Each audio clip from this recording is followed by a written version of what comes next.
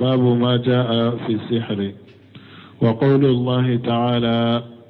ولقد علموا لمن اشتراه ما له في الآخرة من خلاق. وقوله: يؤمنون بالجبت والطاغوت. بسم الله الرحمن الرحيم، والصلاة والسلام على نبينا محمد وعلى آله وأصحابه وسلم تسليما كثيرا. سبحانك لا علم لنا إلا ما علمتنا إنك أنت العليم الحكيم. أستغفر الله الذي لا إله إلا هو الحي القيوم وأتوب إليه. اللهم انفعنا بما علمتنا وعلمنا ما ينفعنا وزدنا علما. دي أرابا سوية هجرية باكلياني كمناني أني بيناني أني وورو. شهر شوال من هجرة سانكالوتانا بيسونية وتاني شجناي. ميلادي النصارى قجاتي بافلا أني مغاني دورو سانكالونانينا بيسونية وتاني ووروناي. ambe dawda bugu masjid ar-rajjar ambo kono darasuge shaykhul islam muhammad ibn abdul wahhab ka kitabu kono kitabu tawhid babu ma jaa fi shihr bonda minna konni nye bonda e minna na dabalila misrahum min bambolo ويبني ويسمينه كسره القول المفيد على كتاب التوحيد. درسوا التمنى بونداي أنيا دامنا سنة درسوا جو بي دامنا ناني مؤلفوية آية منوناتي أكو وقوله تعالى آية فلادناتي مؤلفو bimbonda ye aya fula de ke shere al ayatul ula qawluhu ta'ala aya fulo alaka kuma masamin korota lendo wala qad alimu laman istarahu ma lahu fil akhirati min qalaq ضمير الفاعل يعود على متعلم الشهر ولقد علموا كما ينبشر كتا جوما dabalik kalambaw kuma mbesa katore dabalik kalambaw yireyatu wal jumlatu muakkadatu bil qasam al muqaddar wal lam wa qad wa ma nastarahu ta'allamahu qawluhu wa laqad alimu ay ma lahum min nasib mana munu yirebe dabalik kalambaw uruyere yaado ka fonni mo ye dabalik kala lamana starahu wala qad alimu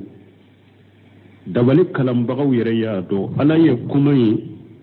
aya giriya nikali minan sabay minye bil qasm al muqaddar nikali liye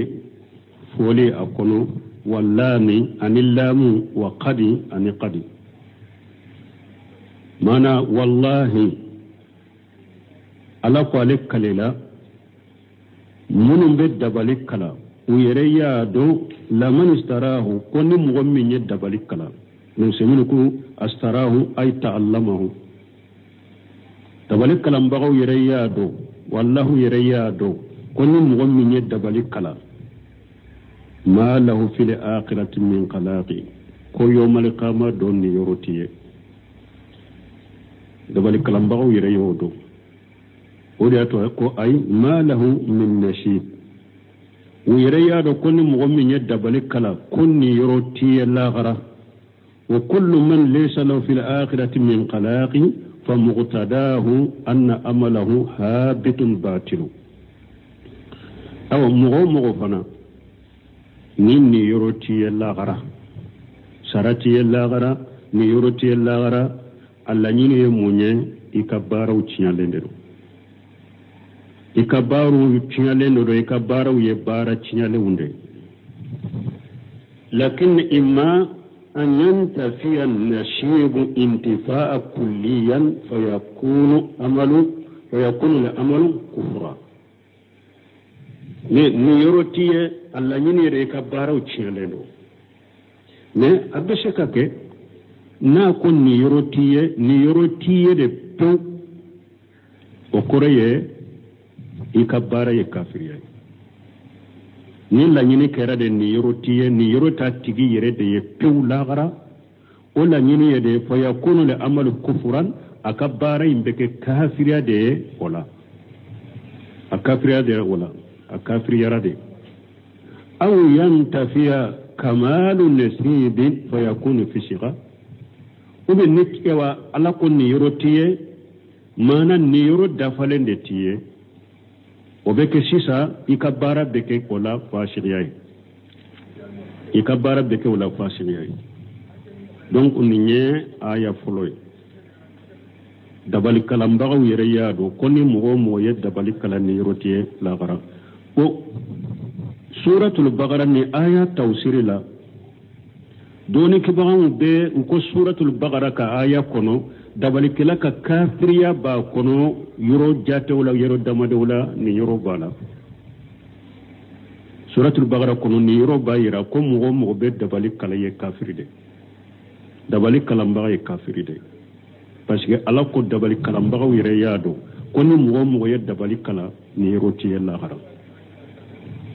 donc ni y'a yira n na ko dabali kabayira junubu belebeleba de do a bɛ don shiriku kɔnɔ a bɛ mɔgɔ kafiriya aya dɔ kun ye o de ali ayatu saniyatu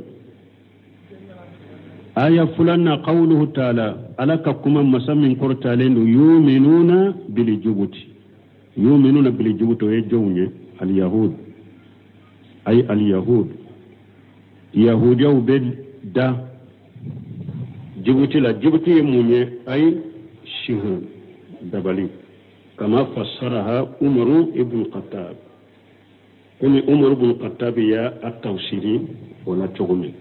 umaru ibn khattab ko bili jibuti ale ko dabali yahudiyaw bɛ da dabali de la wal yahudiyaw kanu min aksari an-nas ta'alluma lil sihr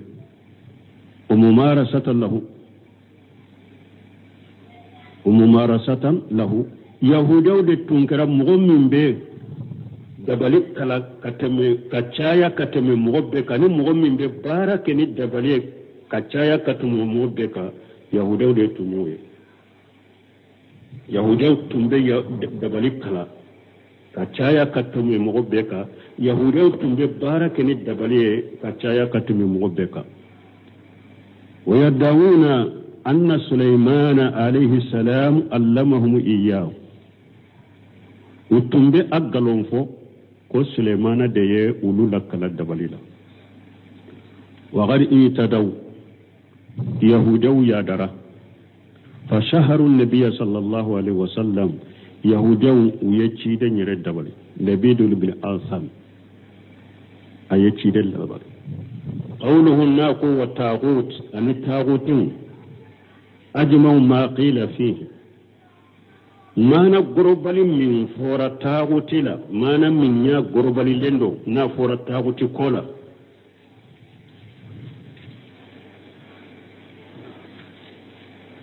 ما نقربل من فورة تاغوتي كولا هو ما تجوج به العبد حقه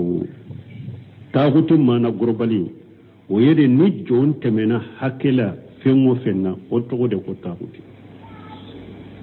jon dan temena hakela fengo fenna o togo de taguti mi mabudi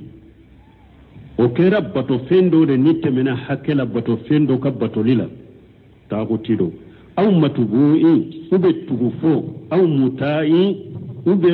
ka fendo nominali o mana mi mabudi mana ni e bujuma ay bi ilmihi wa iridahu mana fengo fen batora e yere yaado koyi batora isa girai jenani ka bato ye ito de taguti bato fe ka fo bato fe ma taguti fen fula ya sarate bato fe min ya haklimai e yere ka adokoi batora ani ka jeni ka bato ye ito de taguti ne bato fe min munun be iri bato ube fara bato ube fen bato munun te haklimai nima feunte taagutiya befe odeka ne eye min bata to fema ko taaguti emin babato taagutiya be fo edeka wala parce que min batora haklite alela na ba do haklite alela na be jena nay u ba fo de ma taaguti wala ika bato fente wala ko taaguti o yorola bato femmin be wala ko taaguti min batora haklima de do ni ma fende do haklima de do abatora ayere yere ya do kom batora asagira ka jena ka batoye o bato fenye taguti de me bato femmin batora hakili made do me aw ya bato ama bo aka bato kalama ama jena ka batoye taguti ya tese ka fo aleka eminya bato de taguti masala isa munun be isa bato isa te taguti isa ma jena ka batoyo isa te taguti minye isa bato de taguti abe fo bato femma taguti tawhidi bondane akida lan yoro nunun ka famu ko sobede ni man ni yoro famu doro tawhidi kone akida koda ibe khalato chamande ke donc ka funim bato fenye taguti aka do ko iya bato aka jeni aka bato yi ode ba ke taguti هكذا قال ابن القيم رحمه الله نسمكم ان تولى كبن غيم يافون ان تولى على كنما وغير سبق في اول الكتاب تعليق ولا حاجه لقوله عند قوله اجتنبوا الطاغوت بنسمين كو اتمنا عليه بلو كتاب دامنا لا كو عليه دلولي كنن كملا اني ايا من كلامكم واجتنبوا الطاغوت alaye diloli kenin kuma la na kuma ka diloli do kenin kuma la ye afora ka teme kitabu folola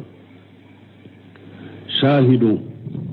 sere munyene aya kono ya qawluhu bil jibuti muallifu yenne aya yere do ne bonda kono ka sere adon kunye munye aka sere ye munye na be dabali ka shirku ya fo alu anika ira dabali ewa dabali kafiriya de adokunye munye bil jibuti yoro haythu fassaraha amirul mu'minin umar ibn khattab bi annaha shihiru tumami mu'minu nyema umar ibn khattab laka je kabwama ako jibuti ye dabali de wa ma tafsiruhu taghuta bi shaytan fa innahu min bab at-tafsir bil misal ubenta menade mais aye wa tawsir min ke ko taguti ye shaytane de fa innahum min babi tawsir bil misal aye tawsir ken misalere ka misale de fuye sino ate komini ko taguti koro ye shaytane dronye aye tawsir ken ka misale de yirela o yorola wa salaf rahimahullah salafu ala kunema yufassiruna li ayatan ahyana بمثال سلفوا بآيات توسير مثالية وقت ودولة ويهتجى عليه بمثل قوله تعالى وبالمثالية كانوا ويه مثالي لألك كما ثم أورس وبالمثالية كانوا ويه وكا كدلة كانوا ومثالية كالتوسير كانوا مثالية أدو يموني ألك كما وأورسنا الكتاب الذين أصطفينا من عبادنا فمنهم الجاهل لنفسه ومنهم مغتشر ومنهم السابق بالخيرات بإذن الله سلف منهم بمثالية بالتفسير دوكن مثالية وقت الدولة وكسم بورن كم من يروي مونيه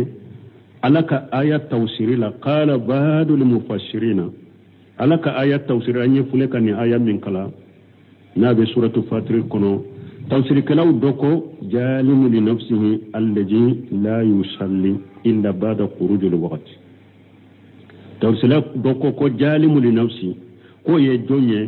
ni alete salli fonni salli wakati bora wal muqtasidu alladhi yusalli fi akhir al waqti kum muqtasidu yede min be salli wakati laba wasabiqu bil khairati ko sabiqu bil khairati alladhi yusalli fi awwal al waqti kum min be salli wakati folo o yasabiqu bil khairati wa hada misalu min al amsilati ni misale de dro kabon misale yaw kono وليس ما تدل عليه الآيات على وجه السمول أتكم آية ينمينيرا كو آية ينبكورو ينيندي وآية كورو بينونودي آية ينتو يرا ولهذا فسرها بعضهم نيندي كوسو توسيرك لو دو فناي آية توسيري بأن جالم لنفس الذي لا يخرج الزكاة وجالم لنفس مغمين من تجكبو ولمغتسدا من يخرج الزكاة ولا يتصدق كم مغتسد الدنيا من بجكبو ما تبرج من صدقته وسابق بالخيرات من يخرج الزكاة ويتصدق وسابق بالخيرات كم من بجكبو أبي صدقته فنكم ولا نمبي مثال هذه آية لا شنو آية توسير غلوبري مونيه tawsir kitabu kono ni ne tawsir kalaw do ka kuma me tawsir kalaw do ba fo jalimu li nafsi ni ne alaka wajibu ke ay alaka wajibu do ke ka wajibu do toy ka yire kurushi haramu do ma ka haramu do toy kon ni ne jalimu li nafsi a gorobali be do ninde kono me sarafu fule kan ni tawsir munum fo ni misale de men ni ko min ma ay wajibu do ke aye wajibu do toye haramu ko do ya yire kursi doma haramu ko do ayoke be ka tawsir ma do kono jalimu li nafsi tawsiri globali yenende wa minhu muqtasidu ye minye alaka wajibu beke aya yire kursi haramu bema me minye makarhu ye ani mustahabu ni sunna muluke muqtasidu yo oye سابق بالخيرات بك ميني عليه واجب بك أي حرام بتوي أي مستحب بك أي يركروش مكره بما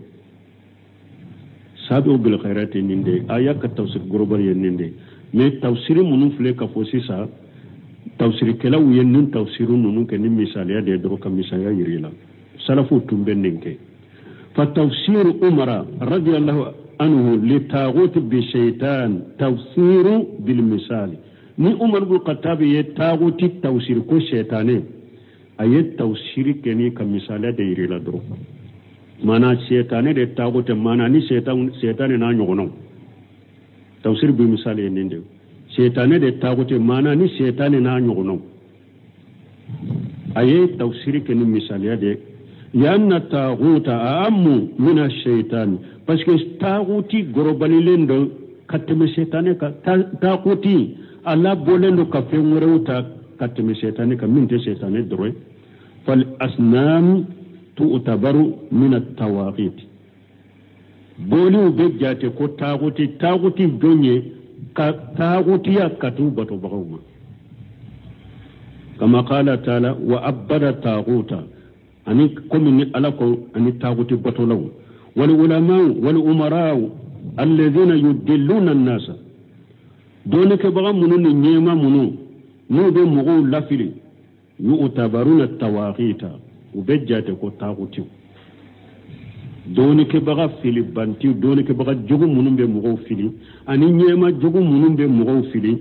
abe fo ulu fana ko taguti ya annahum tagaw wajadu parce que dante mena yedofra dinaka wa falu ma laysa lahu bihi haqq yefendo ke mintu ka hakke ufana tagutia be fo uluka qawluhu قال عمر الجبت السحر والطاغوت الشيطان وقال جابر الطواغيت كهان كان ينزل عليهم الشيطان في كل حي واحد ego ومن نونتم مكرا utunkanka kala de o de yato an mu kala o de yato ube sarahu kono qala umaru ko al-jibtu shihiru umaru ko jibtu ko dabali de do an ko yet tafsiri ken misaliya de sinu jibti te dabalin doronye wa tagutu shaytan umaru ko taguti ko shaytane de do donc yet tafsiri ken misaliya de sinu taguti dante shaytane doronye wa qala jabiru ko tawaqitu kuhan jabiru ko tawaqitu ko tagutu ko kolon filino kana yanzilu alaihim shaytanu fi kulli hayy wahid ko kolon filino shaytane tumbe jigi mununka ko a wakati jahiliya wakati kabila be iba soro kolon filina kelebe awla ni jinna shaytane do ba bolo na be kibariya fo aye ni kiri min be kabila kono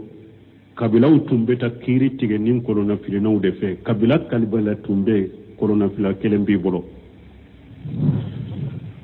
qawluhu tawaqitu kuhanu kana yanzilu alaihim shaytan na ko tawaqitu ko kolon filina utunkera shaytan be jiguka fi kulli hayy wahid kabila be mo kelembe o kabila la na be kolon filike shaytan be jigaka haja aida min babi tafsir bil misal jabiri ka tafsir min fana fulani nya tafsir ken misaliya de ka misala de yarawla dro haythu innahu jala min jumlati tawaqit al kuhana jabiri kolon filina ke tagutula ayet kolon filina ke tagutula ko kolon filina taguti de wal kahinu qila mi kolon filina do ko huwa alladhi yukhbiru amma fi damair do ko kolon filina minye mogo min ni nana ma ko min be eddu sukun kono abofo ko min gundo min be eddu sukun kono abella jelike kofo ko ninde be ela ningani ade be ninde be eddu sukun kono do ko kahinu ye ode وقيل دوك الذي يخبر عن المقيبات في المستقبل دوكو أي كوهانو يميني مي كو دوغولي منو ناتودو أمانا فلو أبوفو إبنا بنا وبي إبنا تاما وبي بلاو دو بنا يسرو كو دوغولي منو منا فلو ale be kuma kolu de fuye sanu kana do ko kuhana kolon finina ninde wa kana haula al kuhan min kolon finina ulutun kera tanzilu alaihim shayatin bima astaraqu min as-samu min as-samai shaytane de tumbe jigi uka nin kolon finina shaytane tumbe jigi uka shaytanu beta latige munu nu betu umenu puti sampe nu be jigenu ye bon nin kolon filina ni shaytane de ni sankaba ka kabariya purtile munu fulene nye utumbe jigenu ulu de kolon filina nununka ha al kuhanu koro de mimbe kolon fili akfuleli kala bebe dwa kono kolon fili dwa bebe kono mais nous ko hana mbolo mimbe pen kolon kise nu ba fili ka ko dogole mu fo na be fulele kala bebe do akono fulele kala munum ba fo ko ulu be lajeli ke ube ko dogole mu fo mo goy sankaba kibariya ube da sankaba kibariya purti ka jigi o kolon fili na nu o fulele kala uka ubo o de fuye وكان كل حي من أحياء العرب لهم كاهن يستقدم سياتين أو عربو كجاهلية وقتلا عربو كقبيلة كبيلة بي إبا سرو أو كقبيلة كلهم فينا كلا لجل كلا فلان كلا كلا إبا سرو بي أو كقبيلة ولا فتستريخ له سمعا شيطانو بيتا ewa sankaba latigin ubeta ulamme sanfe mu yewa uye fummi meka purti una bena fulele kela imaka fwai fatati bi khabari samai ilayhi o shaytanini sankawa kibaru bana fulele kalayma wa kanu yatahakamuna ilayhim fil jahiliyyati bo jahiliyyati lela arabu nu uyen yogon soso minna no ba fi ka kiritige ubeta kiritige nin fulele kalawu defe kabila fulele kala kelembala ni kabila yi yogon soso minna doro beta kiritige fulele kala inde fale de be aka fulele ke na yella jenike na ye minye kafo kiri be keni ode arabu ka jahiliyati lela ninde tumbe wa tawaqitu tagutu laysu mahsurina fi haulai taguti dante nununye munu fule kafo taguti dante wuluyede fa tafsir jabir radiyallahu anhu tafsir bil misali ka tafsir umar radiyallahu anhu jabir fule kana taguti tafsir min fanye ayat tafsiri kenin misaliyade na ko filele kelaw sino tagude wa taguti dante filele kelaw dronyede taguti dante filele kelaw dronyede jabir ye tafsiri kanyini misaliyade komi umaru ye jibuti tafsiri kanyini misaliyade chokomi وعن أبي هريرة رضي الله عنه أن رسول الله صلى الله عليه وسلم قال اجتنبوا 7 الموبقات قالوا يا رسول الله وما هن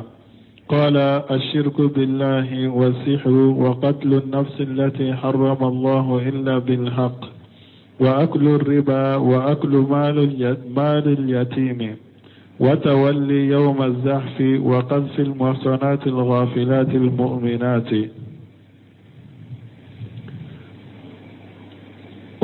وأن أبي هريرة رضي الله عنه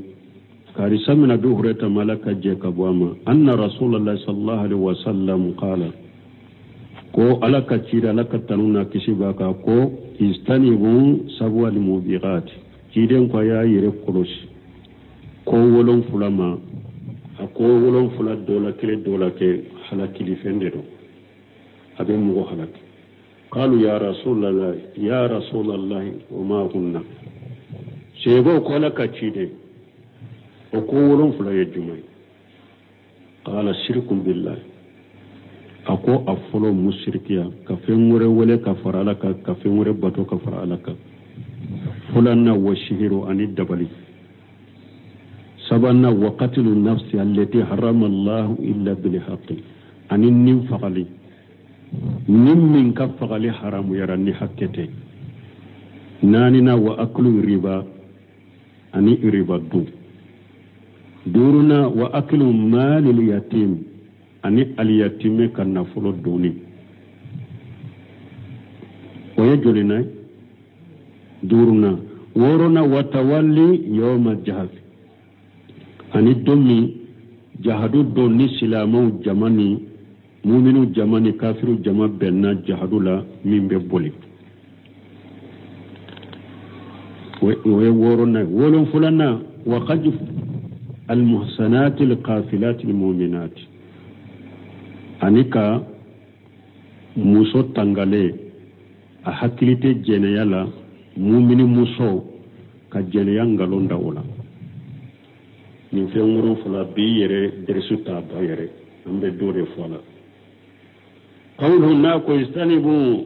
7 mubiqat aya yere kuroshi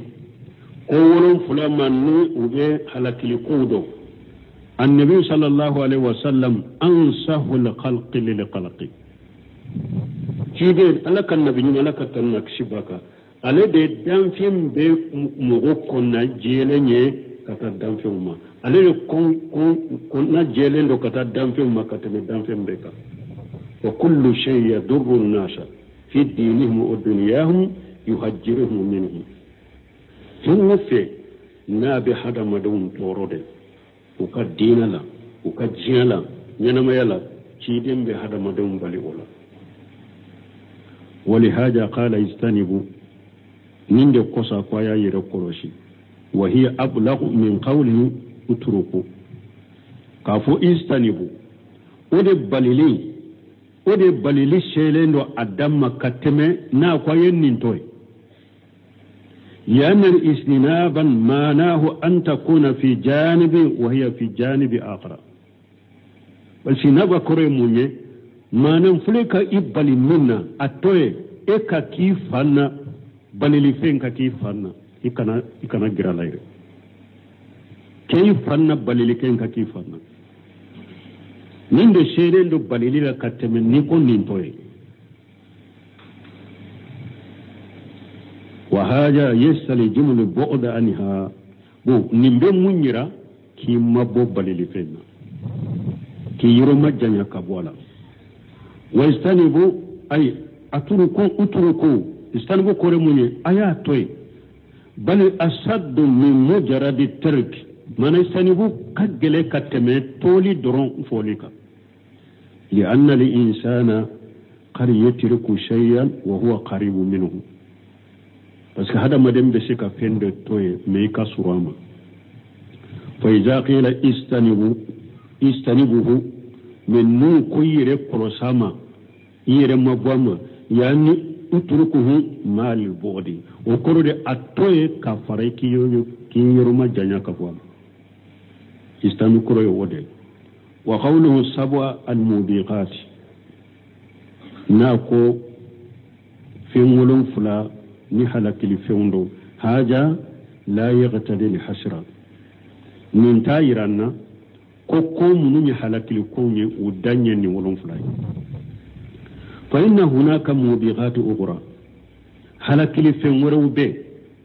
walakin an-nabiy sallallahu alaihi wasallam yahsuru ahyana bada li anwa'i wal ajnas mekidem be kalite don non yawdo ato ulu faranyon ka yoro dola wakatu dola wala yani be jalika adama wujudi ghairiha o tayira ko utanate wakatu dola be ko non yawdi kalite do faranyon ka yoro dola ku fo choya dola o tayira ko fenwere minte guduye o min jalika bo kono hadisu sab'at alladhi yujilluhum Allah fi jillihi yawma la jilla illa jilluhu abo kono hadisan min nana ni ciden ko mo kalite wolon fulabe yawmal kama do ala bu do ka suma koro don min ni sumate ni ala ka sumate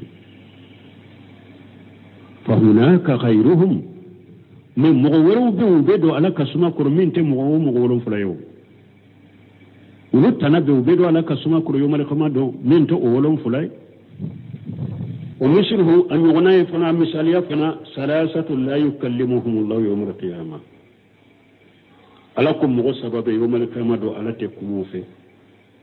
أتكم يكون مغصبة درو كو ألا تكمو مغصبة درو في مغورو بي يوم القيامة دو ألا تكمو في وأمثلة هاجة كثيرة من مثاليا كتاكو صبي وينقلنا بدلالة حديث أبي هريرة في الباب على الحسر لكونه وغا بأليف المؤرفة فإنه حسرها بو أبا هريرة كونك حديثين نانا تشغمي نه أني حديثين تا أنا تقولا وبايرا كو اوا نيمو كالتي ولون فلا نين كو كالتي ولون فلا حالا فيون نين كالتي ولون فلا دروندي نانياتا حديثين نا تقولا parce que aye alifu minnate alifu minye maarifa ye min bayira ko ewa halakili fen wore site ni nununte yanna haji jamul kabairi bo men nanye aba hurata ka hadisainta na alifu maarifa minye na be hasiru nyira ambe hasiru ke chogode sisa amba fo kabaira junubu bele baye mununye ni halakili fen wonde ni wolon fulade do no tayira ko kabaira junubu werete min be mo halaki ko o tede mais ambe hasirun ke sisa kabaira junubu bele ba wolon fulam ni halaki fewndo ni nindo do abu hurata ka hadisa marifa na chogo nan ko hasiru do damba ka hasiru kenende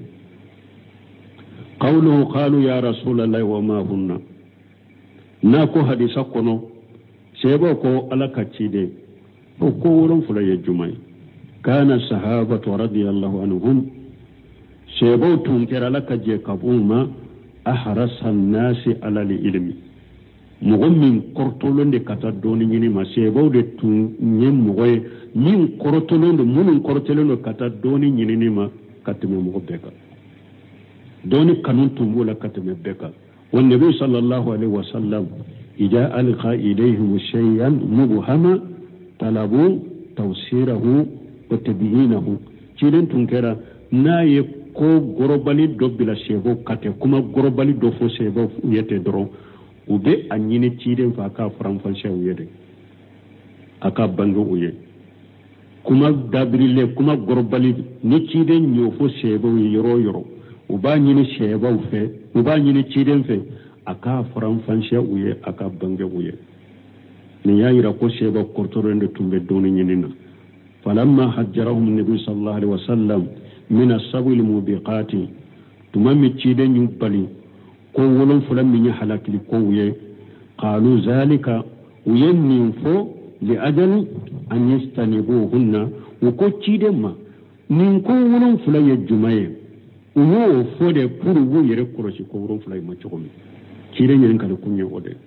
fa khabarahum cire nyen kibariya ka ko wolon fulay fo wala hadhihi alqaidati min qaida in kan lishrinka anna sahabata radiyallahu anhum ahrasu an-nas ala ilmi min qaida in ka abayiranna ko shebawde korotolendo doni kanube uludena katame beka لكن ما كانت الحكمة في إقفائه فإن النبي صلى الله عليه وسلم لا يخبره مكومي نحكمة بأدغوليلا كيدن تو كبرانو يابو أدغولين تويتي سنو نتشيبا كيدن يسيبو ينكا فيمو يسيبو نا يا غربالي فو نا كانكا فرانفانشيا شيبو بكيدن ينكا بو فرانفانشيا مكيدن بادو نين دغولين حكمة دو بالا أبو دغولين توتي أتشي بو كبرانوي كقولي صلى الله عليه وسلم أبكم أكيدن كما لك تنونا كشباك إن لله 99 اسما من أحساها دخل الجنة كيدن كو توغو بي كونونتوني كونونتو بي ألالا من مغمي يو توغو بي كونونتوني كونونتو تنغا يبيدو الجنة كونو ولم يريد تبيينها أن النبي صلى الله عليه وسلم في حديث صحيح وتغبي كنونتو يمبنغالي منا كيدم بلو حديث صالح سيلا وقد حاول بعض الناس أن يصحح حديث سرد الأسماء 99 دون كبهو دويا لانيني حديثا من أنا كتغبي كنونتو كفر نيغون كوتو نيغونا hadisa dombago doya la nyini kube hadisa insaha wala mushibu min masahaba suru masika hadisa insaha bal nakhala shaykhul islam bunteme aya tanye kafanye aya atanye intifaqa ahli al-marifati fil hadisi ala anna addaha wa sardaha la yashihu an nabi sallallahu alaihi wasallam bunteme aya atanye ko hadisa dombagaw bennaka ko togo bi kononto jatele min fulenenye anin ku tugu nyogo na hadisa minna ko amasaha kabo cidembolo don temia ko hadisa dombagaw be benno ko ka togo bi kononto mbe hadisa minna ku tugu nyogo nae don temia ko munum be hadisa dombagaw bennaka ko amasaha kabo cidembolo wa sadaqa arrahimahullah Brusemini panako akubun temia yechinyafo alaka nema bidelili ikhtilafi al-kabir fiha akwa yechinyafo parce que tu bi kononto mi nu ufara la nyogo ko hadisa kono sosole bade bola sosole bade be to bi kononto ina famani ha wala tasihiha haja li hadis nim mugummenye alla nyini ko hadisa saha قال إن الثواب أجيم مغمون يالا نيني كوي بو حديثا ينسها وفنا كان لنيني كيرا موني كو باسكو نيم براجبا من بلا من آسها دغل الجنة مغمون يالا نيني كو بي حديثا ينسها مونيو وفنا بلا ولا كون نيم براجبا من بي حديثا ينا كون نيم مغمون ينتو بي كنونتو تانغا إبدو الجنة كنو فلا يمكن للصحابة أن يفوتوه ko ninte se kataka shebau da choko sinu machide nyenkala min baraji min fora annofe min tese kataka sheba uda fala yashalu an ta'yinha muta ciden yininka to bi kununtuni kere yanila fadalla haja kullu yabdulu la yiranna ala annaha qad uyinat min qibali nabi sallallahu alaihi wasallam wa kullu yayin nin kera kunni nyugona ke taka sheba uda min baraji bai kuy ba suru sheba ya ciden yininkan ninnade wodi ya te ciden yu bange hadisa nate o sinu nunu fana te seka ken wirete nin te seka ta sheba uda iba suru sheba ya ciden yininka ayu u kere de ku bange o de be hadisa in kono to wodi ya to ulu fana ya lanyinu pour ka hadisa in sa lakin bunun seminu komme yujabu an jadika ambu jabini ni ambu jabini na bi annahu laysa billajimi kafo ayi nunun te nyugo lajimi ate mana kafo ciden yin fo shebawye ate lajimi ye ko ja kwa shebaw fana ka ciden yin kafo ka nunun foye wote wajibi walau ayyana annabi sallallahu alaihi wasallam لكانت هذه الأسماء 99 معلومة للعالم أصد من علم سمس na yasuru nin to be kononto min fulani ne na yasuru cide ni kere ya kafode utunde bange jiya donke ya hadama don ye committee le bangale mbanye chogomi wala nughilati fi shahihayn wa ghayrihima munundu tumbe takado bukhari muslim kono anu fulatana lianna haja mimma tadul hajatu ilayhi parce que nunu ni konde hadama donka haju de ben nunu na kosobe haju welele no katama watunuhu bi hifjihi wa inayati bihi hadama don tumbu yere sugula ka ewa utanga kudrushi fa kayfa la yati illa an turqi wahiyatun wa ala suwar mughtalifatin me chugudi nimbena ni sira min la fulendo ani abena kechogo munu fana bolendo nyogonko nin femba na nyogona fa nabi sallallahu alaihi wasallam lam yu'ayinha awachide min to bi kununta amu kere ya ku fode li hikmatin balighati hikma do koso hikma mun selendo adamma wa hiya wa kima jumai an yutlabaha nas wa yataharrawha fi kitabillahi wa sunnati rasulullah sallallahu alaihi wasallam cide ñu kere li toyede pour mo yere ku ñini ku jatemina alaka kitabula ani cinde ka sunnala nu yere hatta yu'lama li haris min khairi haris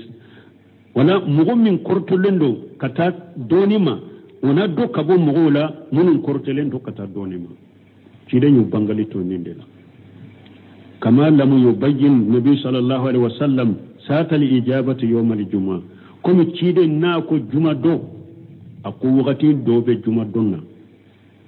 ni o wakati ya muwa soro duwawula ala bika duwawu jabi me o wakati ni chide nya dogo abe juma donna me chide nya dogo len fa ma fo muwe wal ulama ikhtalafu fi hadith abi musa alladhi fi muslim doni ke bawo ye nyugon soso aba musa ka hadisa la minna na muslimu kono haysu qala fihi tumami abu musa ko hadisa in kono hiya ma baina an yakhruja al imam ila an tuqda salat abu musa ko jumaka wakati min fulani ni do jabi wakati do ako wakati mbe français munun kono nala ni alimami bora kashigi membarika fokata salipa ako wakati mbo o français de nyugonje fa inna badahum sahahahu wa badahum da'afahu aba musa ka hadisa min fulani ni muslimu kono doni ka ba do ya lasa doni ka ba do ya lafu lakin huwa indi shahihu ibn muslimin ko alefe aba musa ka hadisan ka kene li anna illata tad'if fihi wahiyatu parce que mo ya dayfuni min sababu minye wa sababu la fulende wal halu tu'awidu shihataha la halu binni hadisa sahali simbentiya li anna an-nasa parce que hada madun mustami'una akbar istima'i fi baladi ala salati mafrudati parce que abu musa fule kan wakati min fo mais ne wakati de wakati mi wakati bele bammi ni mogo debu ka mogo bebe fara ɲɔgɔn ka farda salli la o wagati la jama be fara ɲɔgɔn ka farda salli la o wagati la fa yakunu haja li waqtu fi haja li hali hariyan bi ijabati du'a awa ni wagati beke ni la halala na ni du'a jabi kaka wagati mi debe dugu ka mogo bebe ɲɔgɔn sɔrɔ wagati min na farda do dili la o wagati ka lahala min filɛ nin a k'a kɛ cogo min filɛ nin a ka kɛ duwawu jaabi wagati ye donc a ko ni lahala in bɛ a ka musa ka hadisa in kɛnɛyali senbɛntiya wa kadhalika laylatul qadri a b'o cogo la laylatul qadri su lam yubayyinha nabi sallallahu alaihi wasallam ma annaha min ahammi ma yakun laylatul qadri su in fana filɛ ciden ma a kɛrɛkɛlama banganye k'a sɔrɔ fana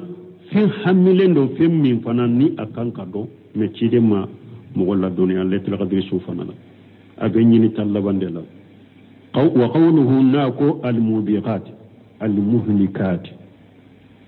mubiqat kore mun ye halakili fɛnw qala taala wa jarina bainahum mawbiqa ala ko ye halakili fɛn dɔ bila u ni o cɛ ay makana halaki halakili yɔrɔ wa qawluhu na ko قالوا يا رسول الله واتي سبحانك اللهم ربنا وبحمدك اشهد ان لا اله الا انت استغفرك واتوب اليك